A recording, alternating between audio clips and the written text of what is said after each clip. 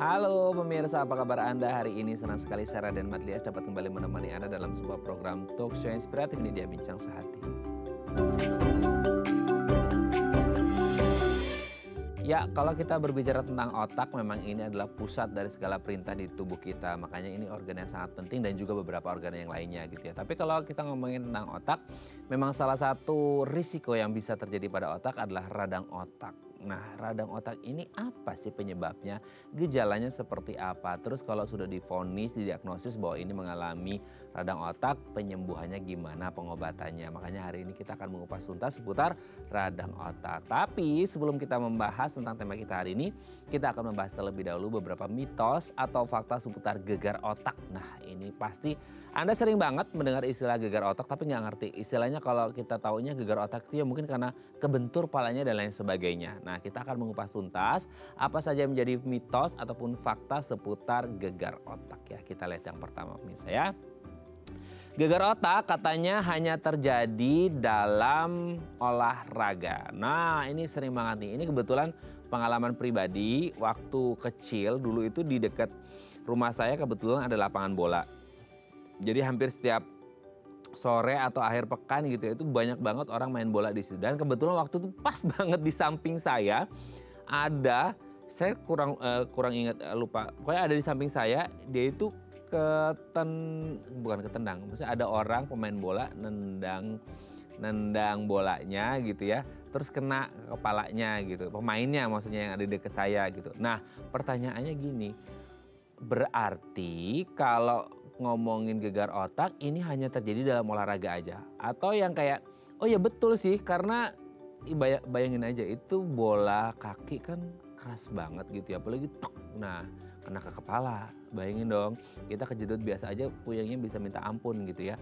Apalagi dalam olahraga, dalam hal ini adalah bola. Nggak hanya bola kaki sih, kayak kita kepikiran apalagi softball gitu ya.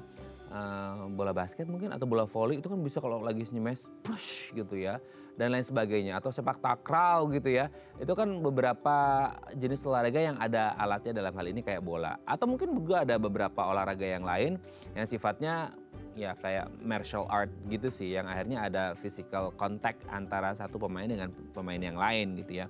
Nah pertanyaannya, apakah si gegar otak ini hanya terjadi ketika ada kontak fisik dalam kategori olahraga? Atau sebenarnya gini, nggak hanya olahraga, semua hal yang berkaitan dengan kontak fisik, karena kontak fisik kan nggak hanya terjadi di olahraga ya, dalam artian gini, oh orang kepleset jatuh kepalanya kebentur lantai, atau orang lagi insiden lah kecelakaan di jalan dan lain sebagainya, ini bisa mengalami gegar otak nggak sih? Karena selama ini yang kita tahu adalah yang sering kita dengar gegar otak hanya terjadi di olahraga. Nggak ngerti ya, ini beneran di olahraga atau karena selama ini kita melihat banyak atlet gitu ya yang mengalami gegar otak di lapangan atau di arena ketika sedang menjalani sesi olahraga atau lagi perlombaan dan lain sebagainya. Nanti kita kupas tuntas apakah hanya dari olahraga atau berbagai macam aktivitas yang bisa menyebabkan gegar otak. Oke, kita lanjut yang kedua ya.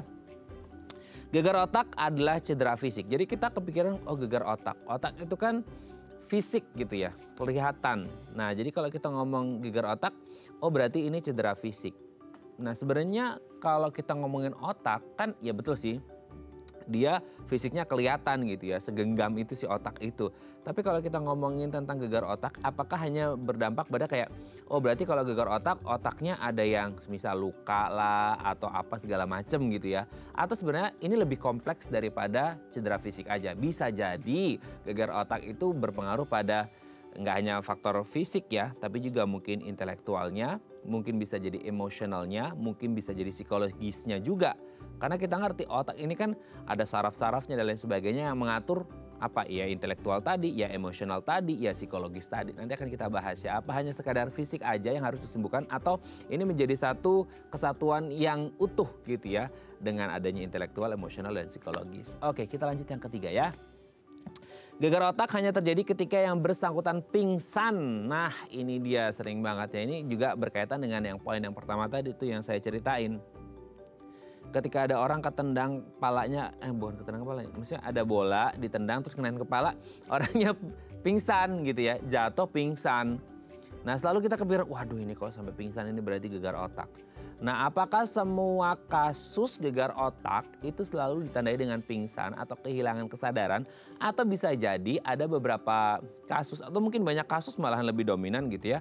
Gegar otak nggak mengalami hilang kesadaran atau pingsan. Bisa jadi kayak, oh kan kita kalau kayak kejedut segala macam kan mungkin kita kayak ngerasa agak pusing gitu ya. Mual, muntah, suka marah-marah enggak ya? Itu pusing juga sih gitu ya. Tapi banyak hal yang mungkin bisa dirasakan nggak hanya sekedar pingsan. Nanti kita bahas ya. Apakah harus ditandai dengan pingsan gegar otak atau nggak hanya pingsan aja? Mungkin bisa jadi yang lainnya. Nanti kita bahas ya. Oke, kita lanjut yang ketiga ya. Helm katanya bisa melindungi dari gegar otak. Sering lah ya kita lihat di jalan, bukannya berarti ini tidak harus pakai helm ketika kita berkendara gitu ya. Tapi pertanyaannya, helm ini bisa melindungi kepala kita nggak sih ketika terjadi benturan, ketika terjadi trauma bahwa oke, otak akan aman karena sudah pakai helm. Quote and quote, helmnya juga sekarang banyak banget ya macam-macamnya ya. Helm yang full face, helm yang unyu-unyu lah, yang penting estetiknya sekarang gitu ya, bukan fungsinya. Nah, terlepas dari estetik, fungsi atau apapun itu gitu ya, sebenarnya helm ini bisa membantu nggak sih ketika orang terjadi ya jatuh atau trauma sehingga kepalanya bisa aman, terlindungi dari gegar otak atau melindungi kepala sih iya. Tapi kalau terjadi benturan kan mau nggak mau kepala juga pasti akan ngerasain trauma juga dan itu pasti efek ke otaknya, nanti kita bahas deh ya. Oke, kita lanjut yang terakhir ya. Gegar otak bisa didiagnosis dengan MRI atau CT scan. Nah, ini identik banget ya. Orang kalau kayak udah kalau ngomongin otak, kepala, udah deh pasti cenderungnya langsung ke MRI atau CT scan. Nah, sebenarnya apa harus selalu ke situ ketika kayak dok dia jatuh, dok dia kebentur, dok dia ini segala macam, langsung MRI aja dok, langsung CT scan. Udah nyuruh-nyuruh dokter gitu ya. Atau sebenarnya bisa jadi kita harus lihat dulu nih riwayat kesehatannya seperti apa, cek fisiknya dan lain sebagainya. Tanda-tanda menuju gegar otak, nggak langsung ujuk-ujuk ke MRI ataupun CT scan. Oke, itu tadi beberapa mitos atau fakta seputar gegar otak dan kami akan membahasnya sesaat lagi. Tetap bersama kami di Bincang Sehati.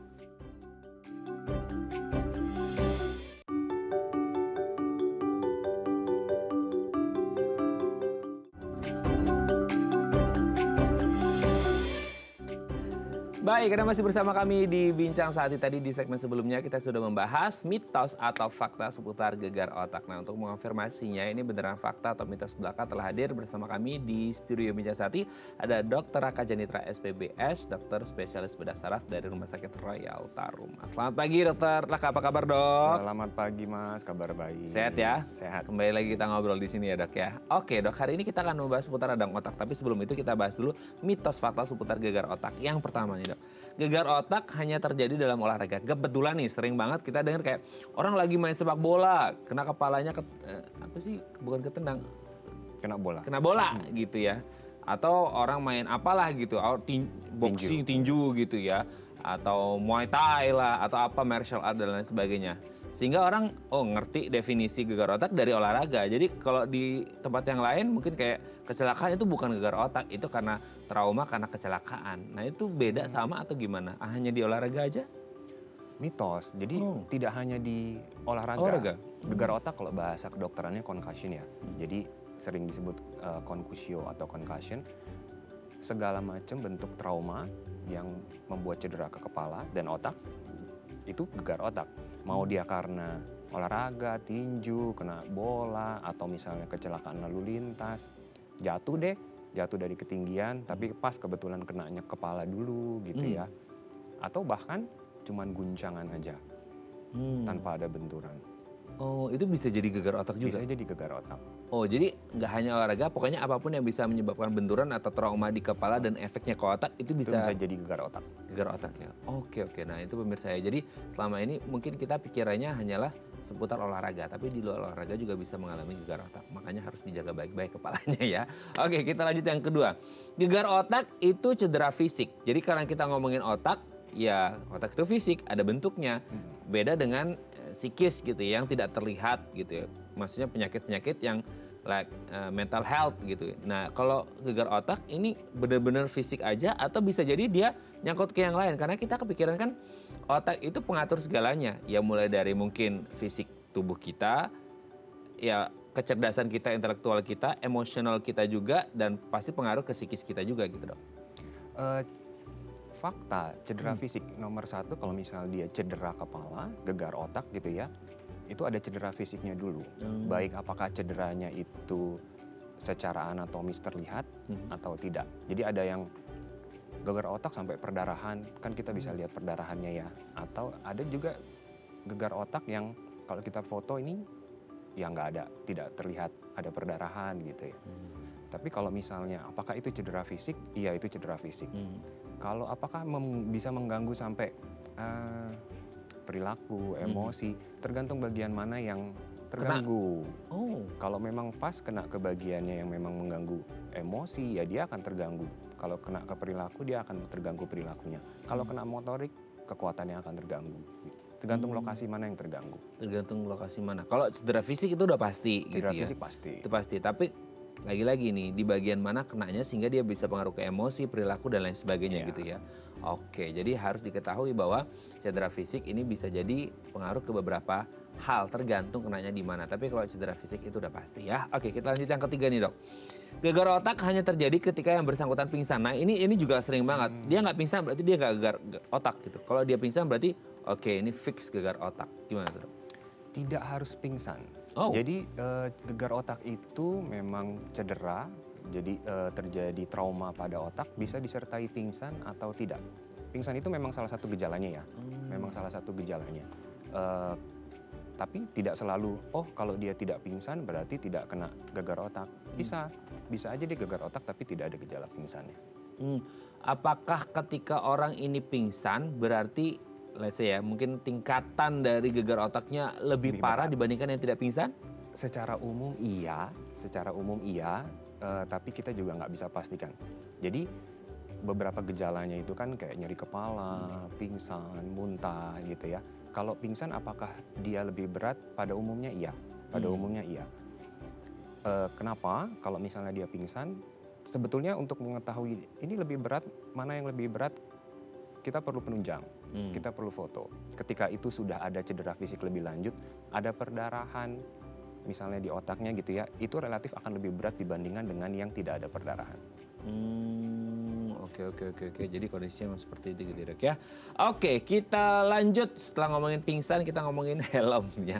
Nah ini dia, helm, ya memang kita berkendara harus pakai helm, apalagi yang roda 2 lah ya, roda 4 nggak perlu pakai helm kan, nggak perlu ya, gitu ya. Roda 2 gitu ya, pakai helm kan ada tagline-nya tuh, pakailah helm, mau umur panjang pakai helm. Ya iya itu buat transportasi gitu. Tapi kalau ngomongnya helm untuk gegar otak, bisa nggak sih orang naik motor jatuh nauzubillah gitu ya, terus kepalanya kebentur duluan, aman nih karena pakai helm, nggak bakal gegar otak, gimana tuh? Roda 4 pakai helm juga mas, pembalap. Oh iya juga sih ya. Ya kan, pembalap pakai helm. Berarti kita juga perlu nggak? Nggak perlu ya? Atau gimana dok? Tapi itu fakta, helm itu bisa membantu melindungi. Oke.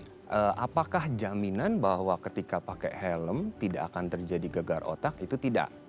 Tapi kalau helm itu membantu mencegah atau mengurangi, ketika terjadi trauma nih, gitu ya, dia mengurangi resiko cedera serius gitu ya. Karena kan dengan ada helm benturan lebih terlindung. Betul. Tapi memang tidak terjamin. Artinya kalau benturannya keras sekali, sering kecelakaan sampai helmnya pecah kan juga banyak. Iya. Sampai keras banget itu. Berarti keras sekali gitu. Jadi dia membantu melindungi, tapi apakah menjamin bahwa tidak akan terjadi gegar otak? Tidak. Tergantung helm juga kan ya mas? Ya helmnya juga sekarang banyak yang S. Ada helm yang full face, ada helm yang sepeda yang cuma di atas aja. Iya, beda-beda gitu ya dok ya. Oke, kita lanjut yang terakhir. Gegar otak bisa didiagnosis dengan MRI atau CT scan. Nah ini kan pandangan orang umum ya dok. Kalau udah kepala, otak, udahlah langsung aja itu MRI atau CT scan. Atau kayak nggak harus langsung ke situ dulu, maksudnya ada tahapan awal atau bisa jadi langsung ke situ atau gimana? Jadi kalau misalnya tidak terjadi kelainan anatomis itu tidak akan terlihat di CT scan. Artinya kalau cuman gegar otak concussion itu belum tentu terjadi perdarahan. Jadi kalau kita CT scan, kalau trauma itu memang CT scan lebih superior ya, lebih bagus dibanding MRI kalau untuk melihat perdarahan. Nah, kalau concussion gegar otak tidak selalu terlihat di CT scan, tapi ketika terjadi perdarahan contusion misalnya ya, ada memar di otaknya, itu akan terlihat di CT scan. Jadi apakah selalu terlihat? Jawabannya tidak. Jadi kalau ringan, gegar otak ringan, tidak terjadi perdarahan, kita CT scan tidak akan terlihat. Ya. Berarti harus ini dong, assess ke pasiennya tentang riwayatnya dan lain sebagainya gitu. Dari gejalanya kita bisa lihat. Dari gejalanya ya. Oke, terima kasih Dokter Aka, ini sudah terjawab gegar otak. Mitos faktanya nanti kita lanjut ngomongin radang otak ya, Dok. Oke pemirsa, kalau Anda punya pertanyaan seputar tema kita hari ini boleh tanya-tanya di 0212903244 atau DM Instagram kami di @theifamily. Kami akan kembali saat lagi.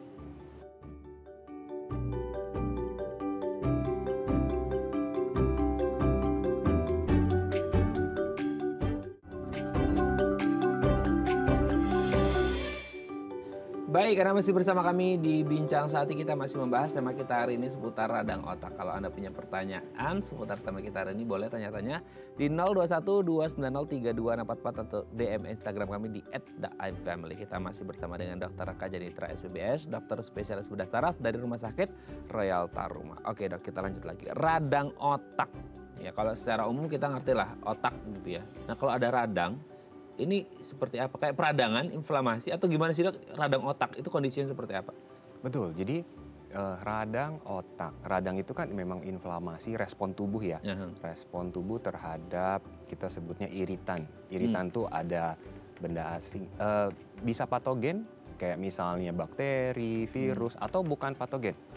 Zat kimia itu bisa membuat radang, bahkan kayak tadi misalnya jatuh gitu ya. Kita luka di kulitnya kan jadi radang juga.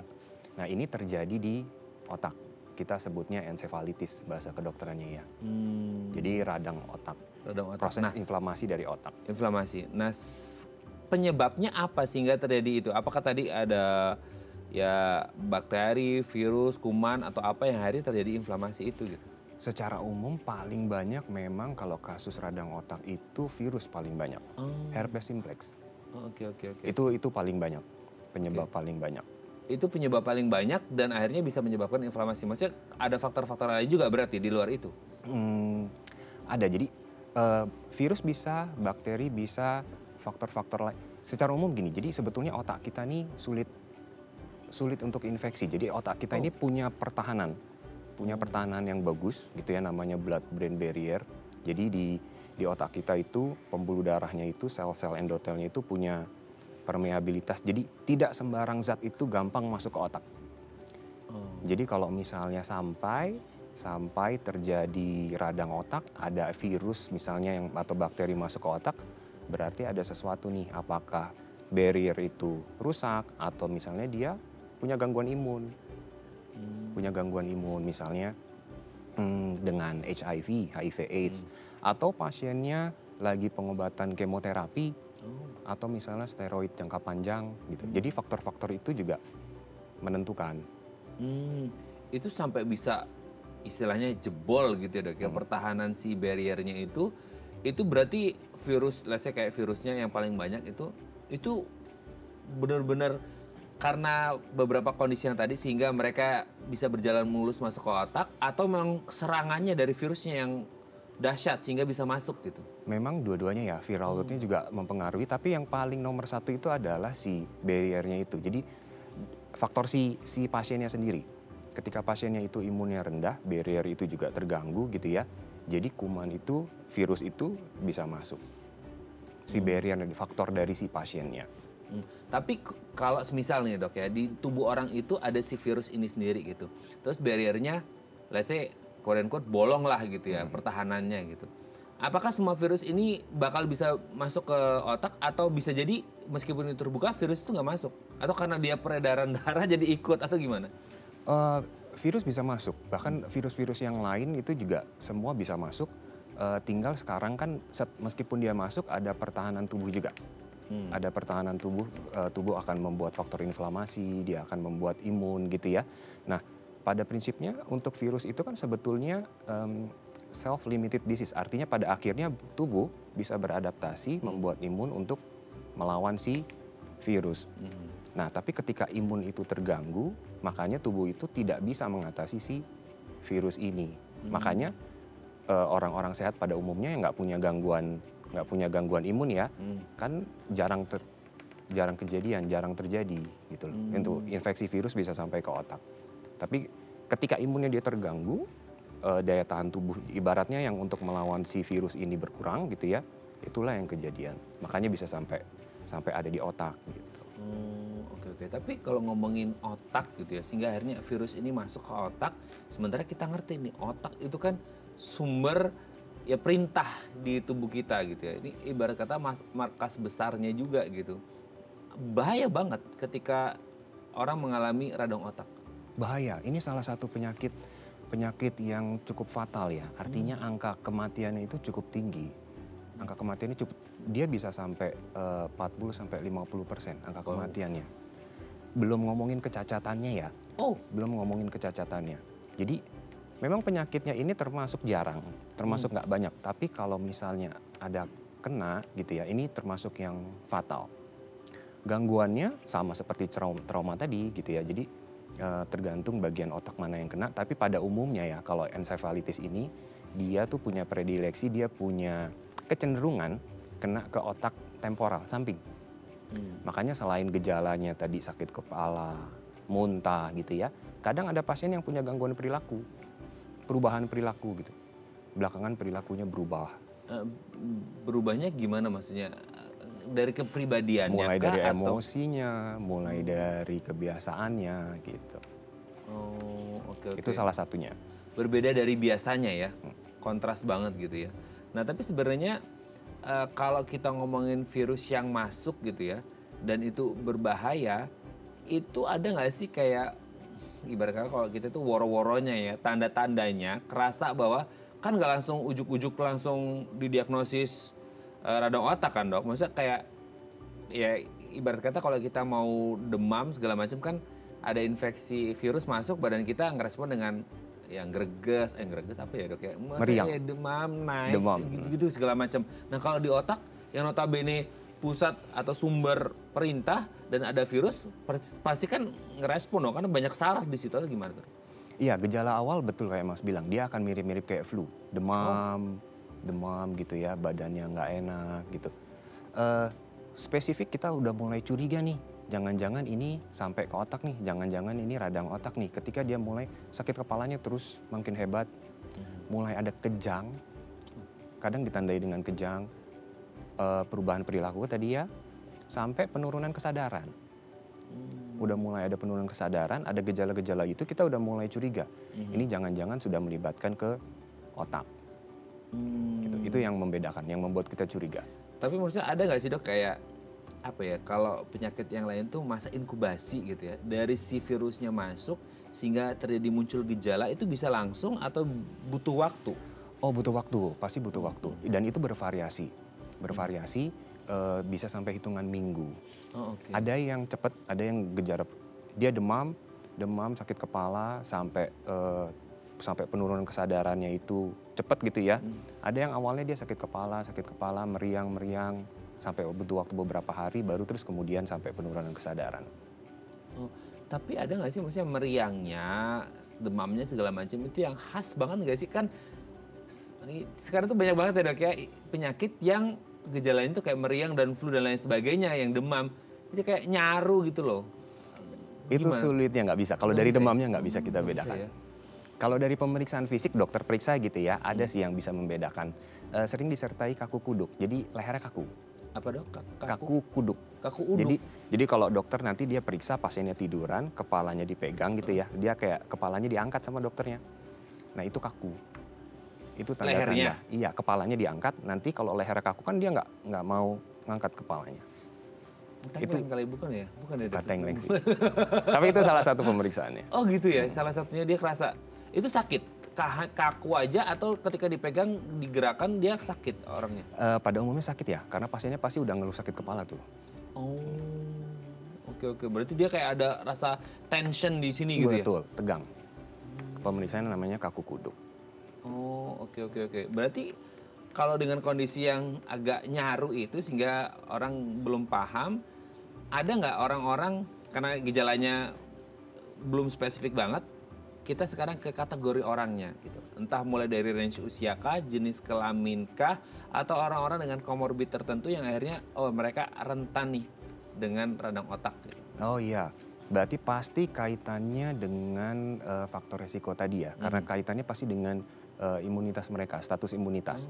Yang tadi kan sudah golongan pasien-pasien dengan HIV, AIDS, dengan kemoterapi, penggunaan steroid jangka panjang, itu yang menekan imun. Tapi kalau kelompok usia, terkait itu juga anak-anak dan lansia di atas 65 tahun. Justru anak-anak kan memang anak-anak imunitasnya lebih rendah dibanding orang dewasa, sama orang usia di atas 65. Untuk laki-laki perempuan sama, tidak ada perbedaan. Tapi kalau kelompok usia tadi. Oke. Berarti itu kasus dengan prevalensi paling tinggi ada di kategori orang-orang tersebut? Lebih banyak terjadi pada anak-anak. Hah? Radang otak justru terjadi pada anak-anak? Iya, lebih banyak terjadi pada anak-anak. Oke, kita tahu kondisi anak-anak imunnya belum terbentuk sempurna. Lansia imunnya sudah menurun, itu kondisinya seperti itu kan? Iya. Berarti lebih berisiko yang belum terbentuk secara sempurna? Iya. Yang punya gangguan imun artinya yang compromise ya, artinya imunnya ini tidak lagi dalam kondisi optimal, faktor itulah yang kelompok usia itu dan kelompok populasi itulah yang gampang terkena. Dan kita juga sering lihat, maksudnya ada anak-anak juga banyak yang punya riwayat autoimun. Itu berarti risikonya lebih tinggi lagi dong? Oh iya, kalau autoimun ada lagi, autoimun encephalitis. Itu ada lagi, itu bukan karena virus. Itu lebih jarang dan lebih sulit lagi mendiagnosisnya. Jadi itu memang terjadi pada kelompok-kelompok populasi dengan autoimun, mau anak-anak, mau orang dewasa gitu ya yang dengan autoimun. Kalau bicara autoimun kan memang secara populasi perempuan lebih banyak daripada laki-laki gitu ya. Secara nggak langsung berarti lebih banyak pada perempuan. Nah, ada autoimun encephalitis. Untuk mendiagnosisnya itu lebih sulit. Kita perlu pemeriksaan yang lebih advance gitu ya. Itu berarti tanda-tandanya pun agak berbeda atau sama dengan yang tadi kita bahas? Kalau klinisnya akan mirip-mirip. Klinisnya encephalitis akan mirip-mirip. Jadi kepala muntah proyektil, sakit kepala hebat, kejang, penurunan kesadaran. Itu gejalanya akan mirip. Tinggi nggak sih dok prevalensi? Jarang, autoimun encephalitis tinggi. Jarang. Secara umum encephalitis juga sebetulnya tidak banyak. Kalau anak-anak itu sekitar orang dewasa ya, itu bisa kisarannya sekitar 3-4 per 100.000 populasi. Yang lebih banyak itu anak-anak. Anak-anak bisa 3 kali lipatnya, bisa sampai 9 per 100.000 populasi. Tapi kan angka segitu juga sebetulnya tidak terlalu banyak secara umum. Penyakitnya ini sebetulnya tidak terlalu banyak. Oke. Ini memang berarti indikasi ke anak-anak jauh lebih berisiko ya, karena memang imunnya belum terbentuk sempurna itu. Anak-anak ibaratnya kan berarti 3 kali lebih banyak terkena dibanding orang dewasa. Ini perlu penanganan atau tindakan preventif dari orang tua ya untuk mengetahui kondisi kesehatan anak seperti apa gitu ya. Oke dok, nanti kita lanjut lagi ya di segmen selanjutnya ya. Oke pemirsa, kalau Anda masih punya pertanyaan seputar tema kita hari ini boleh tanya-tanya di 021 290 3244 atau DM Instagram kami di @theifamily. Kami akan kembali saat lagi.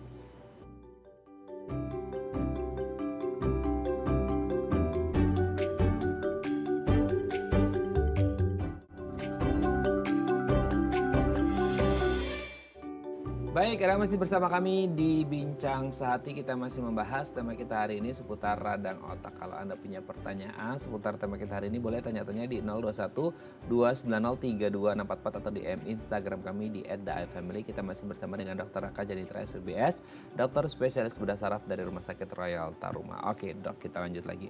Nah, ini kan tadi prevalensi banyak di anak-anak gitu ya. Sehingga ini jadi indikasi gini nggak sih, Dok? Maksudnya kayak dulu ada riwayat, ini bukan ngomongin, ya mungkin ada miripnya dengan genetik gitu ya. Ada nggak maksudnya kayak, ada riwayat nih dari kakek neneknya atau buyutnya gitu ya, pernah ada riwayat si radang otak ini. Terus kemudian bisa jadi nurun ke, ya nggak tahu ke lain berapa, turunan ke berapa gitu. Sehingga dia ada di cucu atau cicitnya gitu. Itu enggak sih, tidak. Karena ini infeksi virus ya. Infeksi jadi didapat, bukan diturunkan. Nah, berarti kalau didapat ini kita nggak bisa ini dong, mendeteksi dini kayak screening segala macam gitu. Kalau genetik kan mungkin bisa di screening ya, karena dia ada urutannya lah seperti. Kalau virus berarti ya sama kayak flu yang lain biasa, sebelum kita terkena itu ya kita nggak akan bisa mendeteksi itu atau gimana? Jawaban iya, memang sulit. Memang sulit Mas. Jadi kalau gejalanya yang baru muncul masih gejala yang mirip dengan flu, kita akan sulit membedakan. Ketika sudah muncul tadi kejang, sakit kepala, gejala yang syaraf nih, mungkin udah terkena otak, baru kita wah curiga nih radang otak, baru kita lakukan pemeriksaan kayak misalnya kita CT scan, MRI, periksa cairan sumsum tulang belakangnya, baru kita lakukan pemeriksaan itu. Tapi screening di depan sulit, memang kita sulit membedakan. Nah ini kan sulitnya adalah karena ini mirip-mirip dengan flu biasa gitu ya. Kayak ada nggak sih kayak hitungan kan soalnya gimana ya, orang di Indonesia kan flu itu udah dianggap kayak biasa. Ya udah obat warung gitu kan, kelar gitu. Sehingga akhirnya kayak ya udahlah. Tapi ada juga yang kayak udah seminggu nih, udah 2 minggu nggak kelar-kelar nih si flu-nya gitu. Nah ada nggak sih kayak batasan setelah berapa lama flu-nya nggak kunjung membaik dengan beberapa gejala yang tadi? Oke harus periksa nih gitu dong. Oke, kalau batasannya ya, batasan waktunya tidak, karena tadi bervariasi. Ada yang hitungan hari dia sudah turun kesadaran, ada yang sampai perlu beberapa hari sampai seminggu lebih. Kalau batasan waktunya enggak. Tapi mungkin kita sedikit bisa membedakan dari, kan nyeri kepalanya seperti apa nih? Nyeri kepalanya itu lebih, kalau yang terkait otak ya, itu nyeri kepalanya tumpul, seluruh kepala. Jadi yang sakit sebelah mana? Seluruh kepala sakit, tumpul, dan itu akan terus menerus. Dia minum obat, hilang sebentar, habis itu nanti muncul lagi sakitnya. Penghilang nyeri itu hilang sebentar. Hilang sebentar, efek obat habis, sakit lagi. Muntahnya tidak disertai rasa mual. Oh, bisa? Jadi, langsung keluar begitu? Iya, jadi muntahnya itu, ini terkait yang gegar otak tadi juga sih. Jadi kalau kita kan suka hati-hati nih kalau gegar otak, dia muntah berarti geger otak tuh gitu ya. Kaitannya dengan otak itu kita membedakan muntahnya, kalau misalnya ada perdarahan, infeksi di otak, muntahnya tuh muntah proyektil. Jadi muntahnya tidak disertai rasa mual. Bukan yang mual dulu nih, kayaknya mau muntah gitu ya. Enggak, orangnya diem, tiba-tiba muntah nyemprot.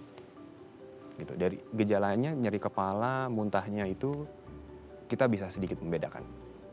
Oh, berarti maksudnya si orang ini pun sendiri nggak sadar bahwa dia akan muntah? Iya. Langsung bruk gitu aja, proyektil itu ya? Mungkin dia lagi tenang-tenang, diem gitu ya, tiba-tiba dia muntah. Lain dengan yang masalah pencernaan ya, dia pasti udah merasa nggak nyaman dulu di pencernaannya. Oke, berarti kalau nggak bisa dideteksi gitu, ya harus tunggu ya?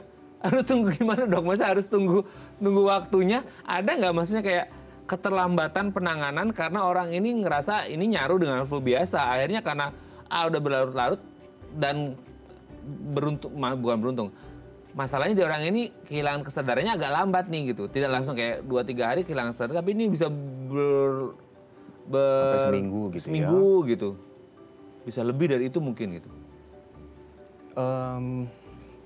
Memang sulit ya Mas ya. Jadi kalau misalnya kita mau betul-betul aman, ya secara umum kan walaupun tidak terjadi radang, kalau bisa kan ketika kita terjadi flu sudah 3 hari nih, 3 hari gitu, 4 hari belum membaik gitu ya.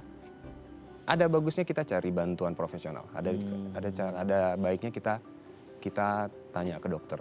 Meskipun kita nggak curiga ini ya, meskipun kita nggak curiga bahwa ini infeksi radang ke otak.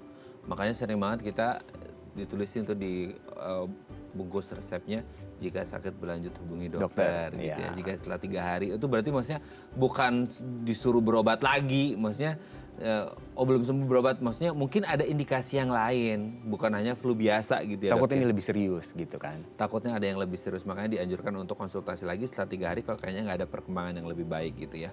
Nah setelah terjadi, let's say nih, orang ini mengalami ya radang otak dan akhirnya lebih dari waktu yang meskipun nggak ada batasan waktu gitu ya, dan akhirnya kayak penanganannya lambat atau ya kurang lah gitu, telat dan lain sebagainya, ada dia menimbulkan komplikasi nggak? Karena kan kita ngomongin otak ini kayaknya menyeluruh nih ke seluruh tubuh kita, saraf-sarafnya gitu dok. Sayangnya ya kasus ini dengan penanganan ideal gitu ya, misalnya kalau terlambat apalagi pasti lebih bahaya gitu ya. Tapi meskipun tidak terlambat gitu ya, angka kematian dan angka kecacatannya tinggi memang. Angka kecacatannya meskipun tinggi. Tidak telat? meskipun tidak telat. Angka kecacatan baik itu mulai kesadarannya tidak bisa pulih lagi, baik itu apakah dia selanjutnya akan menjadi epilepsi, artinya dia punya jadi kejang, meskipun dia udah artinya sudah terobati radang otaknya gitu ya, tapi selanjutnya dia akan perlu minum obat anti kejang. Karena dia setelah itu meskipun baik tapi dia jadi kejang. Sering kejang berulang, jadinya epilepsi. Seumur hidup. Ada yang seumur hidup, ada yang tidak gitu. Tapi itu mungkin, jadi dia terjadi epilepsi pasca infeksi. Itu bisa. Aduh. Dan itu bisa berbeda-beda ya, maksudnya efek ke orangnya, apakah dia epilepsi atau yang kondisi yang lain gitu ya? Iya, ada yang dia tidak kejang, tapi memang kejang itu salah satu yang paling sering sih memang. Salah satu gejala yang paling sering juga pada kasus radang otak ini, gitu ya. Jadi kebanyakan memang pasti biasanya disertai dengan kejang. Nah, turun kesadaran, kejang, misalnya kelemahan dan lain-lain itu sangat bisa, meskipun dia udah selesai infeksinya. Aduh, serem ya kalau ngomongin otak karena memang sumbernya gitu ya, Dok ya. Oke, Dok, sebelum kita lanjut ini ada DM Instagram, aku bacakan ini dari Mbak Irma. Dok, suami saya usia 30, ada asam lambung. Sempat dirawat selama 3 hari ini, Dok. Tapi pernah di satu malam dia kejang dan badannya kaku. Kata dokter aslamnya udah menjalar ke saraf. Lalu periksa ke lab katanya radang otak, Dok. Apa dari aslam ini ya? Apa dari aslam bisa menyebabkan radang otak? Terima kasih, Dok.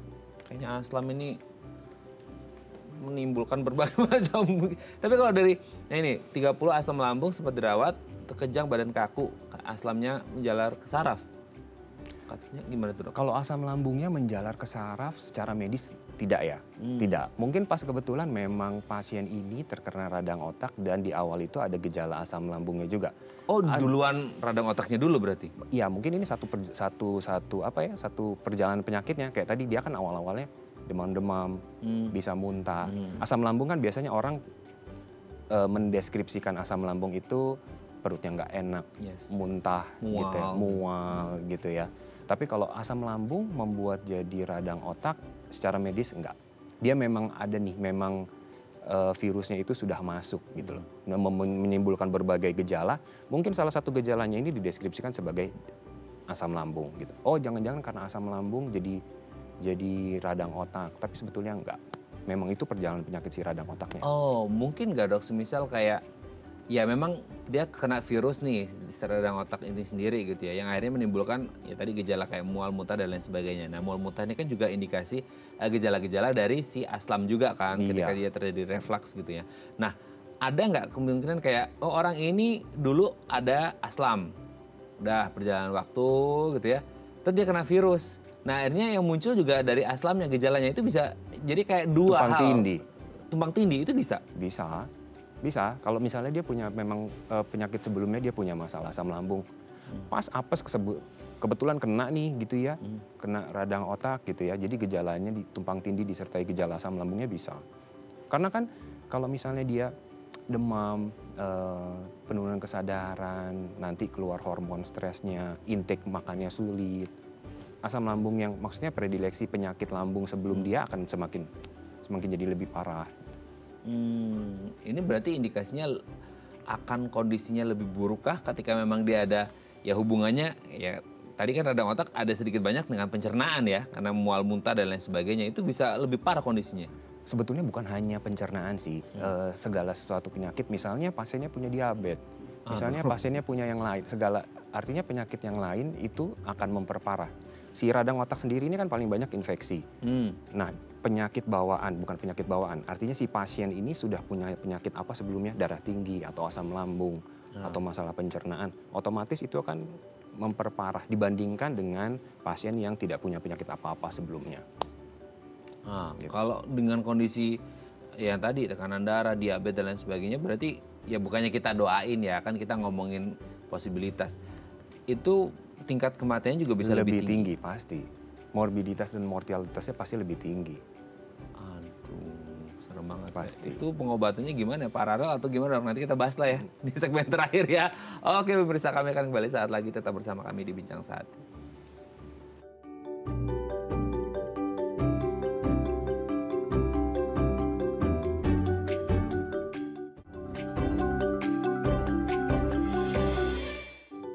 Baik, karena masih bersama kami di Bincang Sehati, kita masih membahas tema kita hari ini seputar radang otak. Masih bersama dengan Dr. Raka Janitra SPBS, dokter spesialis bedah saraf dari Rumah Sakit Royal Taruma. Oke dok, kita lanjut lagi. Sekarang ke pengobatannya.